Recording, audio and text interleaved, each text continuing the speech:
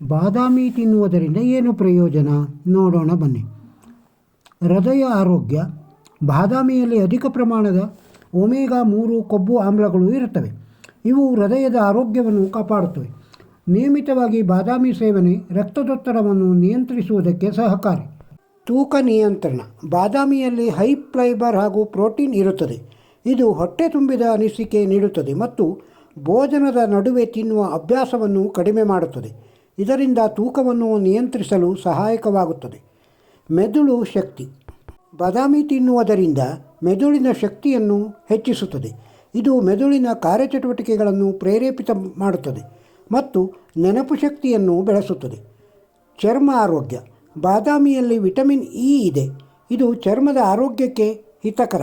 ಬಾದಾಮಿ ತಿನ್ನುವುದರಿಂದ ಚರ್ಮ ತಾಜಾ ಮತ್ತು ಹೊಳೆಯುವಂತೆ ಕಾಣುತ್ತದೆ. ಒಸಡುಗಳನ್ನು ಬಲಪಡಿಸುವುದು. ಬಾದಾಮಿಯಲ್ಲಿ ಕ್ಯಾಲ್ಸಿಯಂ ಮತ್ತು ಮೆಗ್ನೀಸಿಯಂ ಇರುತ್ತದೆ. ಇದು ಒಸಡುಗಳ ಬಲವನ್ನು ಹೆಚ್ಚಿಸುತ್ತದೆ.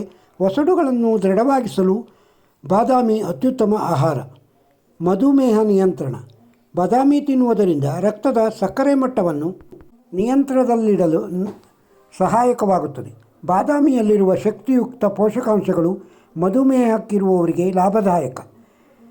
ಜೀರ್ಣಕ್ರಿಯೆ. ಬಾದಾಮಿಯಲ್ಲಿ ಹೈ ಫೈಬರ್ ಇರುತ್ತದೆ.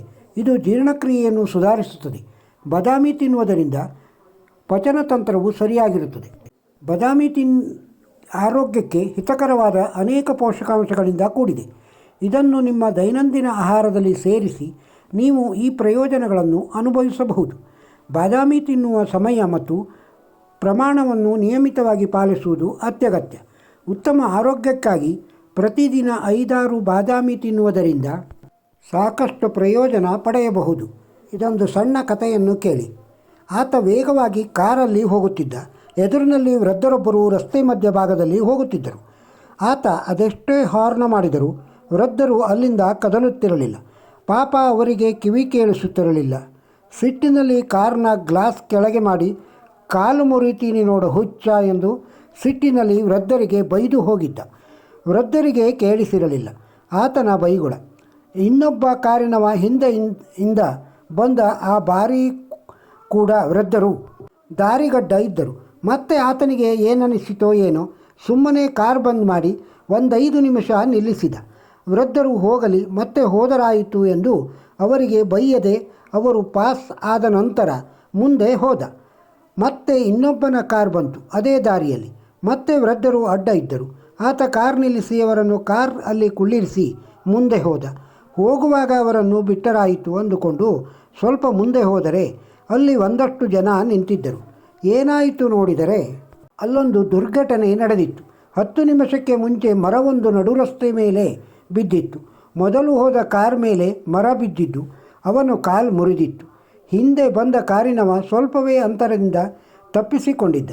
ಹಿಂದೆ ಬಂದ 3ನೆಯ ಕಾರಿನವ ಕಾಲು ಮುರಿದವನನ್ನು ಆಸ್ಪತ್ರೆಗೆ ಸಾಗಿಸಿದ್ದ.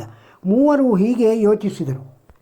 ಮೊದಲನೆಯವ ಯೋಚಿಸಿದ, ಆ ಮುದುಕ ಹೋಗುವ ತನಕ ಕಾದು ಹೋಗಿದ್ದರೆ ನನ್ನ ಕಾಲು ಮುರಿಯುತ್ತಿರಲಿಲ್ಲ ಎಂದು. ಎರಡನೆಯವ ಯೋಚಿಸಿದ, ಆ ಮುದುಕ ನನ್ನ ಪಾಲಿಗೆ ದೇವರಂತೆ ಬಂದಿದ್ದರಿಂದ ಒಂದಷ್ಟು ಸಮಯ ಕಳೆದಿದ್ದರಿಂದ ನಾನು ಬದುಕುಳಿದೆ ಎಂದ. ಕೊನೆಯವನು ವೃದ್ಧರನ್ನು ಕರೆದುಕೊಂಡು ಹೋದದ್ದರಿಂದ ನನ್ನ ಪ್ರಾಣ ಉಳಿಸಿತು, ಜೊತೆಗೆ ಅವನನ್ನು ಆಸ್ಪತ್ರೆಗೆ ಸೇರಿಸುವ ಪುಣ್ಯ ಕಾರ್ಯವೂ ನಡೆಯಿತು ಎಂದು ಯೋಚಿಸಿದ. ಭಗವಂತನು ನೋಡುತ್ತಿದ್ದ. ಕಾಲು ಮುರಿಯುತ್ತೇನೆ ಎಂದು ಬೈದಿದ್ದ ಕಾರಿನವ ಕಾಲು ಮುರಿಸಿದ್ದ. ವೃದ್ಧರಿಗೆ ನೆರವಾದವರ ಜೀವ ಉಳಿಸಿದ್ದ. ನಿಜಕ್ಕೂ ನಮ್ಮ ದಿನಚರಿಯನ್ನು ಭಗವಂತ ನೋಟ್ ಮಾಡಿಕೊಳ್ಳುತ್ತಿದ್ದಾನೆ. ನೆನಪಿರಲಿ, ಒಳ್ಳೆಯದು ಮಾಡಿ ಒಳ್ಳೆಯದಾಗುತ್ತದೆ.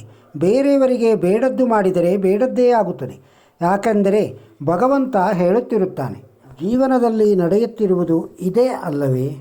ಈ ವಿಡಿಯೋದಲ್ಲಿ ಹೇಳಿರುವುದು ನಿಮಗೆ ಇಷ್ಟವಾಗಿದ್ದರೆ ಒಂದು ಲೈಕ್ ಕೊಡಿ. ಇದನ್ನು ಇತರರಿಗೂ ಶೇರ್ ಮಾಡಿ. ನಮ್ಮ ಚಾನಲ್ಗೆ ಇನ್ನೂ ಸಬ್ಸ್ಕ್ರೈಬ್ ಆಗದೇ ಇದ್ದರೆ ಸಬ್ಸ್ಕ್ರೈಬ್ ಆಗಿ. ನಮಸ್ಕಾರ.